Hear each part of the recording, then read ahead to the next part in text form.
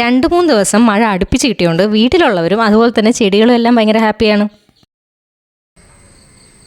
ആടിക്കരിഞ്ഞ് ഉണങ്ങി നിന്ന പലരും 2 ദിവസം കൊണ്ട് തല പൊക്കിയിട്ടുണ്ട്. കാണാനും ഇപ്പം നല്ല ഭംഗിയുണ്ട് കേട്ടോ എല്ലാവരെയും. ആണെങ്കിലും വെയിലാണെങ്കിലും ഈ കാണുന്ന 2 കക്ഷികൾ എന്നും പൂത്ത് നിൽക്കാറുണ്ട്. കാണാനും നല്ല രസം, നിറച്ചും ചെടി പൂത്തിരിക്കുന്നത്. ഞാൻ അത്യാവശ്യം നല്ല ചൂടായിട്ടും പുള്ളിക്കാരൻ അങ്ങനെ വാടിയിട്ടൊന്നുമില്ല. കൂട്ടത്തിൽ ഇവനാണ് കുറച്ചും കൂടി തല പൊക്കി നിന്നിട്ടുള്ളതെന്ന് തോന്നുന്നു.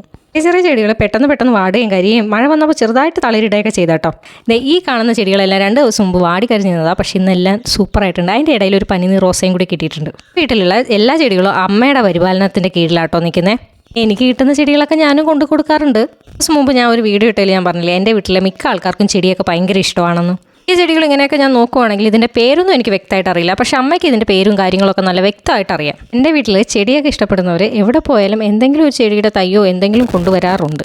പൊതുവേ അത് അവർക്ക് ഇഷ്ടമുള്ളൊരു പരിപാടിയുമാണ്. സത്യം പറഞ്ഞാൽ നമ്മുടെയൊക്കെ വീടിന് കുറച്ചും കൂടി ഭംഗി ഉണ്ടാക്കി കൊടുക്കുന്ന ഈ ചെടിയൊക്കെ അല്ലേ. ഓരോ ദിവസം ഓരോ പൂ വിരിയുമ്പോൾ എന്ത് ഭംഗിയാണ് വീടൊക്കെ കാണാൻ. 2-3 ദിവസം ഇടവിട്ട് മഴ കിട്ടിയതുകൊണ്ട് തന്നെ ചെടികൾ നല്ല ഹാപ്പിയാണ്, ഉഷാറുമാണ്. ഈ ചൂടിന് ഇത്തിരി രക്ഷപ്പെടാൻ ഈ മഴ നല്ലതാണ്.